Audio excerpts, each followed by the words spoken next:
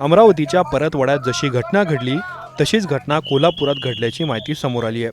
15 मुलींना प्रेमाच्या जाळ्यात ओढून त्यांचे अश्लील व्हिडिओ बनवणाऱ्या एका आरोपीला कोल्हापूर पोलिसांनी बेड्या ठोकल्यात।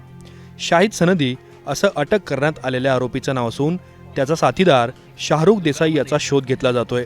ज्या गावात ही घटना घडली ते शिरोली गाव बंद ठेवण्यात आलंय। त्यानंतर आता या प्रकरणावरून नवा राजकीय वाद पेटण्याची शक्यता आहे। मिळालेल्या माहितीनुसार आरोपी शाहिदचे अनेक मुलींसोबत प्रेमसंबंध होते। त्याने अश्लील व्हिडिओंचा धाक दाखवून मुलींना ब्लॅकमेल करायला सुरुवात केली। या प्रकाराला कंटाळून एका पीडितेने तक्रार दिली आणि या प्रकरणाचा भांडाफोड झाला।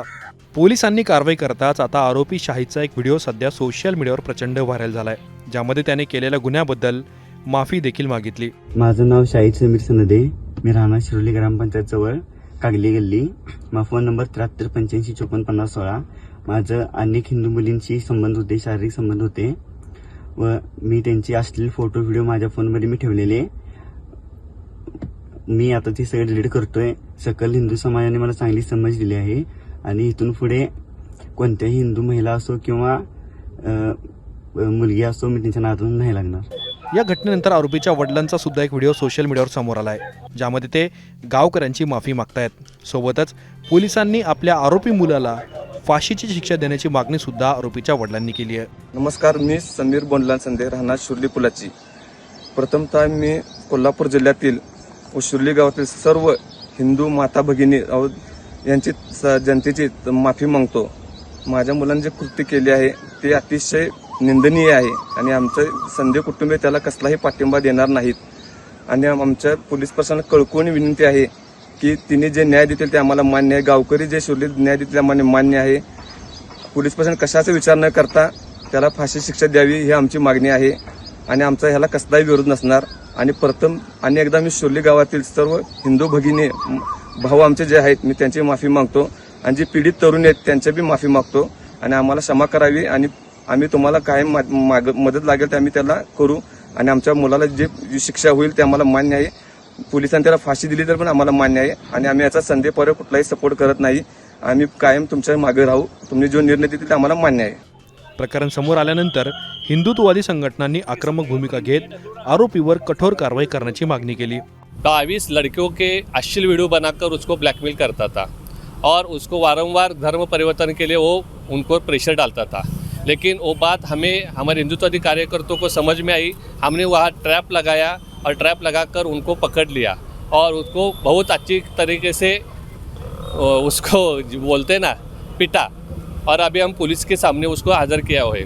हम पुलिस की यहाँ मांगनी करते हैं कि वो SIT स्थापन हो जाए। इस बात के गंभीर ध्यान में रखते हुए अच्छी तरह से उस पर कार्रवाई होनी चाहिए। वो शिरोली के यहाँ रहता है, उनका वाटर का प्लांट उन्होंने डाला है और पैसे के आमिष दिखाकर वो लड़कियों को जैन समाज जो है उसमें से एक लड़की थी, कोई और समाज की लड़की थी, वो सब लड़कियों को पैसे का आमिष दिखाकर वो ले लेता था और बुला रहे थे।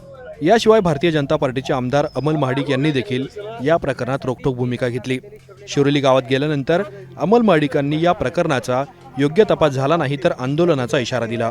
या घटनेचा निषेध करण्यासाठी जी घटना घडलेली शिरोली गावामध्ये आहे, या इथल्या ज्या घाणेरड्या प्रवृत्तीनं ज्या स्त्री शक्तीचा अपमान करण्याचा प्रयत्न केलेला आहे, ज्या सगळ्या माता भगिनींना इमोशनली ब्लॅकमेल करणं, त्यांना प्रवृत्त करणं वेगळे आहे, ज्यासाठी या घटनेचा निषेध करण्यासाठी आज शिरोली गावामधील सर्वच गट तर बाजूला ठेवून आम्ही सर्व हिंदूवासीय असतील किंवा इतर सर्व संघटना असतील आज आमच्या बरोबर आलेल्या आहेत। या घटनेचा निषेध करण्यासाठी आम्ही सगळ्यांनी आज घटनेचा निषेध केलेला आहे। आज अशा वृत्तीचा तपास व्यवस्थित व्हावा, अशा वृत्तीला मदत करणाऱ्या लोकांना शोधून काढणं आणि अशा वृत्तीला मोडून काढणं हीच भूमिका आमची आहे। 1-2 दिवसामध्ये या तपासाची योग्य ती दिशा होईल असं पोलीस प्रशासनाने आम्हाला सांगितलेलं आहे। नाही झाली तर आम्ही या संदर्भामध्ये सगळे कार्यकर्ते मिळून मुकमोर्चा काढण्या संदर्भामध्ये आम्ही निवेदन पोलीस प्रशासनाला दिलेलं आहे। दुसरा आरोपी सापडणार आणि त्याच्याबरोबर असणारे अनेक व्यक्ती यामध्ये सापडतील अशी आम्हाला या ठिकाणी खात्री आहे आणि या ठिकाणी आम्ही गोष्टीचा निषेध करतोय आणि योग्य ती कारवाई प्रशासनानं करावी, गुन्हे नोंद करावेत आणि आम्हाला न्याय द्यावा। आणि ज्या माझ्या माता भगिनी अशा वृत्तीला घाबरून किंवा त्याच्यामध्ये अडकले असतील त्यांनी स्वतःहून बाहेर येऊन त्यांचं नाव ओपन न करता त्यांना न्यायाची भूमिका करण्यासंदर्भात आम्ही प्रशासनाला विनंती केलेली आहे। अशा वृत्तीला मोडून काढणं आणि या गोष्टीचा निषेध करणं हीच भूमिका आज आमची या ठिकाणी आहे.